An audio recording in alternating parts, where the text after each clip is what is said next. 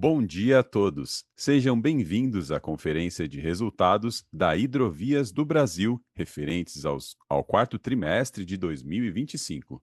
Temos hoje a presença dos senhores Décio Amaral, diretor-presidente, e André Rachem, diretor financeiro de Relações com Investidores.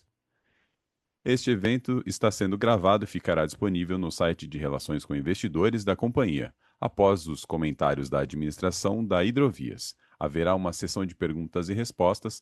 Nessa ocasião, mais instruções serão fornecidas. Destacamos que a ferramenta de tradução simultânea está disponível na plataforma. Para acessar, basta clicar no botão Interpretation na parte inferior da tela e escolher o idioma de preferência.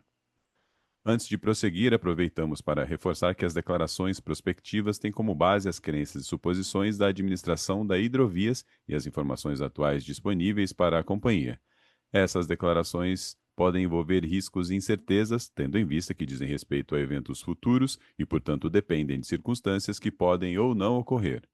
Investidores e analistas devem levar em conta que eventos relacionados ao ambiente macroeconômico, ao segmento e a outros fatores que podem fazer com que os resultados sejam materialmente diferentes daqueles expressos nas respectivas declarações prospectivas. Gostaria agora de passar a palavra ao Sr. Décio Amaral para que inicie a apresentação. Bom dia a todos e obrigado por participarem do nosso call de resultados referente ao quarto trimestre de 2025. Antes de entrar nos números, gostaria de começar contextualizando 2025 como ano de mudanças estruturais para Hidrovias do Brasil.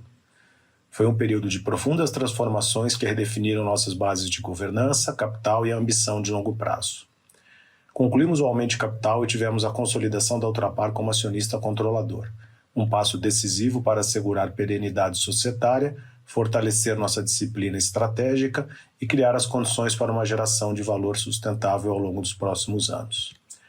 Esse movimento foi acompanhado por uma renovação importante da liderança executiva, reforçando nossa capacidade de execução e foco no core business. Dentro desse contexto de governança e disciplina estratégica, no último trimestre concluímos a venda da operação de navegação costeira.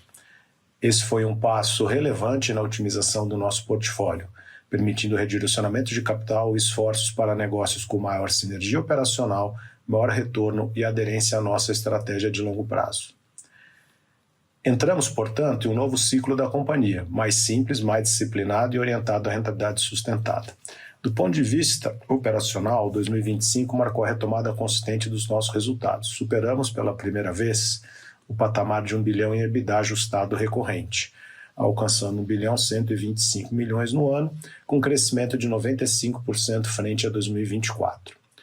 Movimentamos quase 18 milhões de toneladas, 22% acima do ano anterior, refletindo a normalização hidrológica, avanços operacionais e melhorias estruturais nas nossas operações. Também avançamos de forma relevante em segurança e eficiência. A implementação do Sistema Integrado de Gestão Operacional e a redução de 56% na taxa de frequência de acidentes com afastamento mostram que produtividade e rentabilidade começam pela base, operações seguras e bem estruturadas. Do lado financeiro, conduzimos um reposicionamento robusto do balanço. Saímos de uma alavancagem de 7 vezes no final de 2024, impactado pela crise hídrica e exposição cambial, para 2,3 vezes no final de 2025, após a eliminação da exposição cambial, redução do custo da dívida, aumento de capital e recuperação operacional. Esse movimento marca o início de uma trajetória consistente de melhora de ROIC e reforça a nossa entrada em um novo ciclo de rentabilização da companhia. Com essa base estruturada, passamos agora aos destaques do quarto trimestre, começando pelo slide 5. Como resultado, encerramos com EBITDA ajustado recorrente de 160 milhões, com margem de 31%, revertendo os resultados negativos do quarto TRI de 24. Passo agora a palavra ao nosso CFO, André Rachem, para comentar os resultados de cada operação. Fico à disposição ao final da apresentação para a sessão de Q&A. Obrigado. Obrigado, Décio, e bom dia a todos. Antes de começarmos, gostaria de destacar que o release está sendo apresentado na visão pro forma, incluindo os resultados da operação da navegação costeira até outubro, dada que a venda foi concluída no dia 1º de novembro. Vamos iniciar pelos resultados do Corredor Norte, no slide 7, por favor.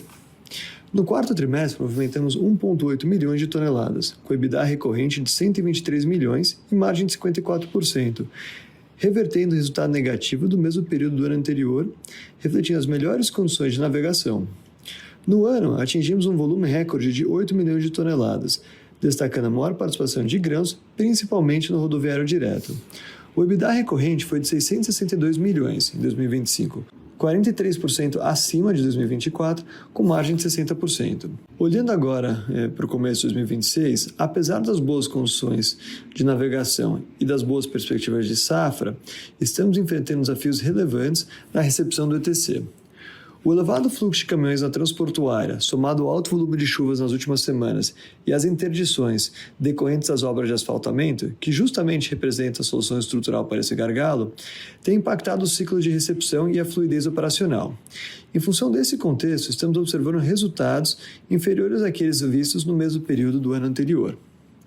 Passando para o slide 8 do Corredor Sul, operamos o trimestre com a navegação em melhores condições na hidrovia Paraná-Paraguai, seguindo a tendência dos 9 primeiros meses do ano e refletindo uma recuperação de volume frente a 2024, principalmente de minério de ferro. No trimestre, movimentamos 893 mil toneladas, em linha com a sazonalidade do período, com EBITDA recorrente de 36 milhões e margem de 18%, estando acima do ano anterior por maior volume e melhor mix. No acumulado do ano, o volume foi recorde com quase 5 milhões de toneladas, 78% acima de 2024, fruto das melhores condições de navegação. O EBITDA recorrente totalizou 422 milhões, com margem EBITDA de 43%, sendo a maior da série histórica, refletindo a recuperação do minério de ferro e a diluição de custos com maior uso dos ativos. Olhando agora para o início de 2026, o Corredor Sul operou com condições de navegabilidade mais próximas da normalidade. Ainda assim, permanecem alguns pontos de restrição que vêm limitando o carregamento de minério por comboio. Em função dessas limitações e considerando a base comparativa mais forte do primeiro trimestre de 2025, a expectativa é de resultados inferiores no primeiro trimestre de 2026. Passando para o slide 9, apresentamos o resultado da operação de Santos. No trimestre, movimentamos 647 mil toneladas, estando 27% acima do ano anterior, tendo como destaque a maior participação de fertilizantes no período. O EBITDA recorrente foi de 23 milhões, com margem de 45% e 10 pontos percentuais acima do ano passado, fruto do maior volume e do melhor mix, uma vez que fertilizantes possui a tarifa maior e representou 83% do volume no quarto trimestre, frente a 62% no ano passado. No ano completo, Santos movimentou 2 milhões de toneladas, 17% acima de 2024, com um EBITDA recorrente de 58 milhões, um crescimento de apenas 4% comparado com 2024, refletindo a consolidação da operação de sal com maior volume, mas com menor tarifa frente a fertilizantes. Para início de 2026, seguimos com boas perspectivas para Santos. Esperamos resultados levemente melhores aos observados no último trimestre, refletindo tanto a nossa iniciativa de melhoria quanto o ambiente logístico mais competitivo para fertilizantes. Falando brevemente sobre a operação da navegação costeira, peço que passe para o slide 10. Como o Décio comentou, concluímos a venda dessa operação no início de novembro. Por isso, os números que vocês estão vendo aqui consideram apenas os resultados até outubro. No trimestre, movimentamos 224 mil toneladas e no ano, 2,7 milhões de toneladas. O EBITDA ajustado recorrente totalizou 13 milhões no trimestre e 88 milhões no acumulado do ano, refletindo os efeitos da docagem, da menor capacidade de operação no período e também de itens não recorrentes associados ao processo da venda. Com isso, seguimos agora para os resultados consolidados da companhia. Peço que passem para o slide 12, por favor. No trimestre, movimentamos 3,6 milhões de toneladas, um crescimento de 65% em relação ao mesmo período do ano passado, puxado principalmente pela maior movimentação de volume nos corredores norte e sul. A receita operacional líquida foi de 509 milhões, frente a 265 milhões no quarto trimestre de 2024, refletindo o maior volume movimentado, o melhor mix nos corredores norte e sul e também a contribuição do maior volume de Santos, que compensaram o efeito da venda da operação da cabotagem. O EBITDA ajustado recorrente somou 160 milhões no trimestre, refletindo os mesmos efeitos citados anteriormente. No ano completo de 2025, a receita operacional líquida totalizou 2,5 bilhões de reais, com um crescimento de 41%, e o EBITDA ajustado recorrente foi recorde em 1,1 bilhões, um crescimento de 95% comparado ao ano passado, refletindo principalmente a recuperação das condições de navegação e melhorias operacionais implementados ao longo do ano. Passando para o slide 13, no 4T25 registramos um prejuízo líquido de 361 milhões. Esse resultado foi impactado por itens não recorrentes no período, principalmente pelas baixas contábeis relacionadas à navegação costeira e à indenização e compensações a clientes. É importante destacar que as baixas impairments têm efeito exclusivamente contábil, sem impacto caixa e sem relação com a geração operacional do período. No acumulado do ano, o prejuízo foi de 141 milhões, uma melhora de 75% em relação a 2024, refletindo a recuperação operacional e a normalização da navegação. A geração de caixa das operações atingiu 1,1 bilhão em 2025, o maior nível já registrado pela companhia, acompanhando a melhora dos resultados e da reorganização societária atualmente em curso, assim como o melhor planejamento financeiro e fiscal. Por fim, no slide 14, apresentamos os resultados financeiros do período, com alavancagem de 2,3 vezes dívida líquida EBITDA, que é uma redução de 4,7 vezes em relação a 2024. Essa desalavancagem reflete a conclusão do aumento de capital que ocorreu em maio, a melhora dos resultados operacionais e a venda da operação da navegação costeira. Também seguimos com o compromisso de reduzir a exposição cambial e alongarmos o perfil da dívida, com prazo médio de 4,9 anos e custo de 106% CDI. E pela primeira vez, encerramos o ano abaixo dos covenants da dívida, o que reforça a consolidação da nova estrutura de capital da Hidrovias. Com isso, concluo essa apresentação e me coloco à disposição junto ao Décio na sessão de perguntas e respostas. Muito obrigado. Iniciaremos agora a sessão de perguntas e respostas. Caso deseje fazer alguma pergunta, por favor, clique no ícone de Q&A, que aparece na parte inferior de sua tela, e digite sua pergunta. Para fazer perguntas através do microfone, clique em levantar a mão. Por favor, aguarde enquanto coletamos as perguntas. Nossa primeira pergunta vem do senhor João Ramiro, do XP. Por favor, João, seu microfone está liberado. Opa, bom dia, Décio, bom dia, Rachem. Primeiramente, obrigado por pegar a minha pergunta.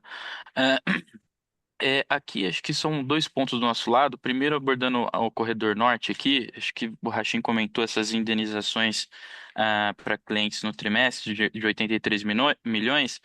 Se vocês puderem passar um pouco mais de cor sobre o que que é isso e o que que a gente pode esperar para frente.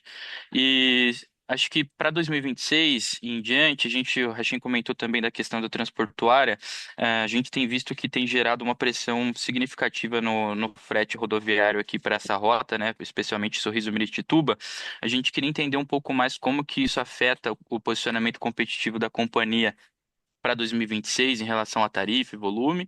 E um outro ponto é em relação à dragagem, né? Acho que a gente viu algumas notícias recentes do governo suspendendo a licitação da dragagem no Rio Tapajós. E se vocês veem isso como alguma incerteza estrutural relevante aqui, olhando para frente, e o que que a gente pode esperar para os próximos anos.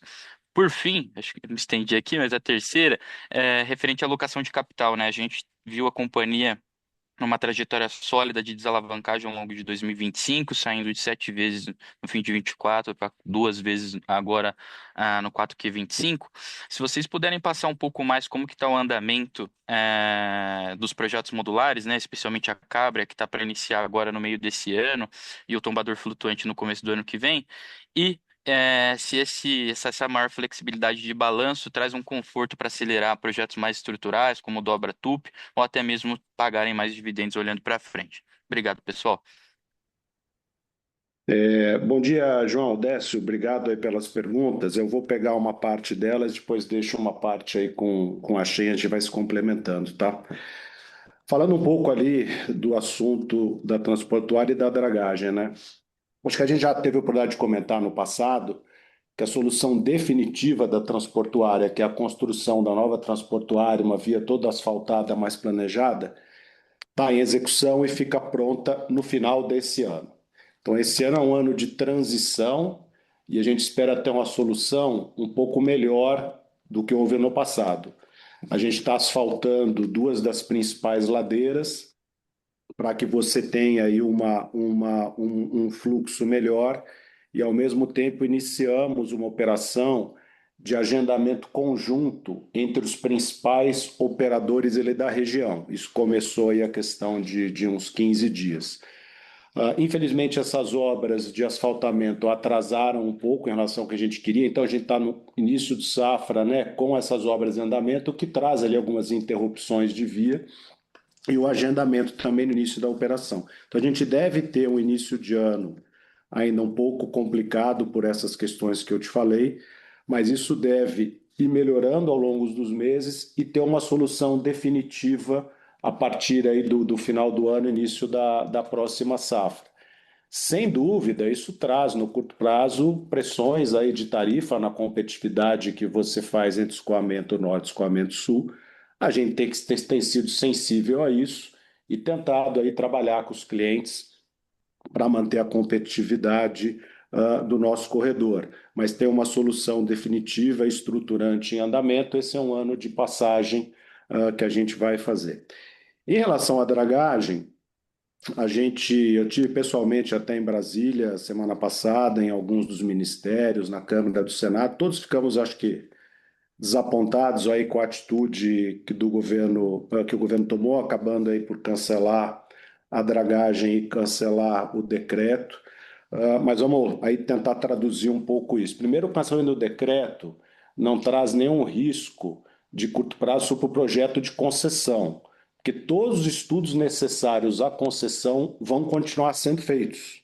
Isso já foi colocado pelo próprio Ministério. Acho que no momento ali de muita pressão, muita tensão, até para a desocupação ali da área da Cargill, tomou-se essa medida. Em relação à dragagem, acho que aí sim houve um mau entendimento e uma talvez má colocação do governo. Essa dragagem que foi listada é uma dragagem simples de manutenção. Ela é feita de maneira recorrente nos rios.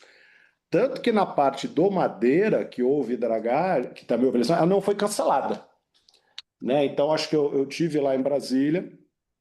Vamos ter um monitoramento aí do nível dos rios de maneira sistemática com o governo, com a ANA, e caso se perceba a necessidade de dragagem, que não foi necessária em 25, né? A gente acabou passando bem o ano inteiro sem dragagem, caso haja necessidade, tem um compromisso do governo de retomar esse processo com celeridade. Então, no longo prazo estrutural, não há impacto de curto prazo na parada dos estudos das concessões, esses estudos vão continuar sendo feitos, tá? E essa dragagem, acho que tendo o monitoramento das águas e essa discussão do governo, se necessário, ela vai ser retomada. Então, não vejo riscos grandes nesse primeiro momento. Vou deixar o Achente falar um pouquinho agora da questão aí de indenização a clientes e alocação de capital. Fala, João, tudo bem? Bom dia. Então vamos lá. Em relação ao não recorrente, basicamente, ao longo do ano de 2025, a gente identificou problemas relacionados à operação específica de um cliente, certo? E tomamos a decisão ao longo do ano de fazer a compensação a esse cliente por conta desse problema. Ele está muito relacionado basicamente ao produto que estava dentro do nosso sistema ao longo do ano, uma safra mais úmida. Ele é um problema bastante localizado, certo? Então, basicamente restrito a esse único cliente. E aqui, pensando numa visão de longo prazo e manutenção, a gente basicamente tomou a decisão de fazer esse acordo com ele. A gente está buscando reaver isso através de outras coisas, tem alguns itens aqui que são passíveis de seguro, tudo isso, então a gente tem uma expectativa de tentar reaver uma parte desse valor indo para frente. Tá? Então, essa é a primeira parte relacionada ao não recorrente. Em relação à alocação de capital, a gente está vendo uma alavancagem importante ao longo do ano, né? A melhoria dos resultados teve uma contribuição muito importante para isso, o aumento de capital também. Estamos agora com 2,3 vezes dívida líquida EBITDA. Quando a gente pensa na Hidrovias indo para frente, eu acho que esse é um patamar já começa a ficar mais confortável. A gente ainda tem algumas incertezas, né, sobre o ambiente de calado indo para frente, então talvez a gente fique até um pouco abaixo desse nível. E havendo confirmação, né, da resiliência das dragagens e da resiliência climática da Hidrovias, eu acho que talvez a gente volte para patamares mais fortes de 2 vezes e meia. Em relação à alocação de capital, a gente teve de fato, né, o comissionamento da Câmara no quarto trimestre, então a Câmara começou a comissionar no finalzinho de dezembro e ela está agora numa fase de comissionamento, né? Então a gente está fazendo agora os testes dela, ela deveria estar a pleno vapor até o final do primeiro semestre, então ao longo dos próximos meses. Em relação ao tombador, a obra continua em curso, né? Então quando a gente, hoje nosso plano de investimento na parte de expansão, ele acaba representando quase toda a expansão, né? A maior parte da expansão está ligada a esse projeto. A gente espera o comissionamento dele ao longo do segundo semestre, tá? Então a expectativa é que ele comissione no terceiro trimestre e até o fim do quarto trimestre, comecinho do ano que vem, ele também deveria estar a pleno vapor, tá? Então somando aqui basicamente capacidades complementares de elevação no TUP e de recebimento no ETC.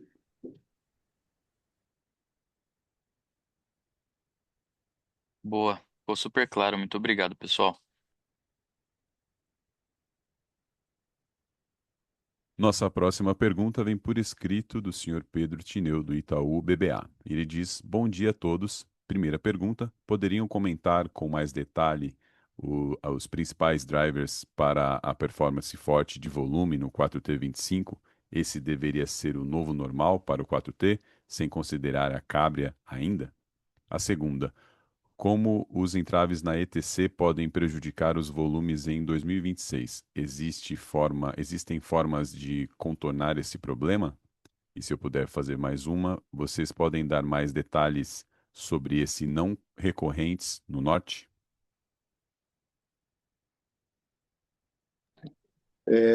Pedro, obrigado aí pela tua pergunta. Eu acho que o quarto tri foi um quarto tri em que a gente, entendendo ali a dificuldade de nova dinâmica de milho, em função aí dos preços referências que a indústria etanol de milho está setando, foi hábil para fazer boas negociações com os nossos clientes, de forma que eles tivessem valor em troca de um volume diferenciado para a gente operar. Tivemos ali condições bastante favoráveis no último tri ali na transportuária e a gente teve a oportunidade de testar algumas novas configurações operacionais que a gente acreditava que resultariam numa melhor produtividade. E acho que sobre essa ótica isso foi um sucesso. Claro que não temos ainda condição de dizer que esse é um novo normal de curto prazo. A gente está vendo agora, por exemplo, questões na transportuária que atrapalham um pouco disso. Então, mas a gente fica confiante que as teses de produtividade que a gente vem desenvolvendo vão se materializar e à medida que a gente for tirando alguns gargalos que a gente tem, ainda dentro da operação, mas outros fora da operação, por exemplo, a transportuária, sim, a gente deve ter novos normais de volume aí para frente. Falando um pouco do ETC, eu comentei um pouquinho na resposta anterior, né, algumas medidas de curto prazo que a gente está fazendo, né, asfaltamento ali provisório das duas rampas, das duas ladeiras, a questão do agendamento conjunto de todas as empresas para coordenar melhor a entrada de caminhão, a saída da BR-163 para a transportuária devem começar a trazer efeitos, e a gente está alugando um pouco de capacidade em terceiros, vai ter um pouco de aumento de custo nesse momento, mas até para dar um pouco de felicidade para os clientes, a gente está alocando capacidade em terceiros para tentar fugir um pouco ali da transportuária. Então, tem algumas medidas contingenciais esse ano, mas como antecipei na resposta anterior, a solução definitiva vem para a próxima safra, e aí sim a gente deve ter um fluxo e uma produtividade mais consistente ao longo do ano. Eu acho que em relação aos não recorrentes, a gente já respondeu na última pergunta. Não imagino que tenha mais nenhum tipo de follow-up nisso. Nossa próxima pergunta vem do senhor Gabriel Frazão, do Bank of America. Por favor, Gabriel, seu microfone está liberado. Bom dia, Décio, Shen. Obrigado por pegar a minha pergunta. Seria sobre se vocês pudessem comentar o andamento das negociações de tarifa para esse ano, principalmente se vocês pudessem compartilhar com a gente se a dinâmica dos últimos anos que vocês entraram 100% contratados em termos de tarifa, ela se repetiu, e também se seria factível continuar entregando aumento real de preço, mesmo com a adição de capacidade que vocês vão entregar esse ano, né? Principalmente da Cabria. E se me permitirem só um follow-up sobre as indenizações, se vocês pudessem só compartilhar com a gente se parte dessas indenizações elas foram alocadas na linha de receita do Corredor Norte, o que explicaria parte da queda de tarifa que teve nessa linha apesar do reajuste de preço que vocês entregaram e do mix que teve maior volume do sistema integrado? Seriam essas perguntas. Obrigado pelas perguntas. Vamos lá. Em relação à rescisão, não, ela não passa em receita. Aqui, basicamente, o que você tem, como o Décio mencionou, foi parte de uma estratégia que a gente teve para conseguir capturar maiores volumes de milho. Então, isso basicamente explica a dinâmica de receita no quarto trimestre e, basicamente, talvez foi o maior propulsor para a recuperação de volume, né? Em relação à nossa dinâmica comercial, como a gente vem comentando nos últimos calls, a gente não comenta especificamente sobre negociações pontuais com clientes. O que a gente vem comentando é que, naturalmente, a empresa vinha trabalhando no modelo que era 100% contratado, a gente vem revisitando parte desses modelos, então não há de se esperar que a Hidrovias entre todo ano vendido como foi no passado, né? Acho que hoje a gente tem que ter uma flexibilidade um pouquinho maior nesse sentido. Em relação a. Acho que a tua pergunta era de preço, em relação perfeito, em relação à dinâmica de precificação. Na precificação especificamente, acho que como o Décio vem trazendo nos últimos trimestres, nosso principal foco é gestão de custos, certo? A gente, em relação à precificação, a gente não vai conseguir ter uma gerência completa sobre isso, vai ter uma série de fatores de mercado. A melhor defesa numa indústria como a nossa é ser o player mais eficiente. Então, a gente vai ter uma disciplina grande de custo, a gente vai buscar uma disciplina grande para o giro dos ativos, né, para conseguir ter uma otimização do nosso capital investido, e essa deveria ser a maior defesa que a gente tem contra um cenário menos propício de preço ou menos favorável de preços. Vocês... É isso. Certo, achei. Obrigado, ficou super claro. A sessão de perguntas e respostas está encerrada. Gostaria de passar a palavra ao senhor Décio Amaral para as considerações finais. Por favor, pode prosseguir. Queria agradecer a presença de todos no nosso call, agradecer as perguntas e vamos estar juntos aqui daqui a poucos meses para comentar o nosso resultado do primeiro trimestre desse ano. Um bom dia a todos vocês. A conferência está encerrada. Agradecemos a participação de todos e tenham um bom dia.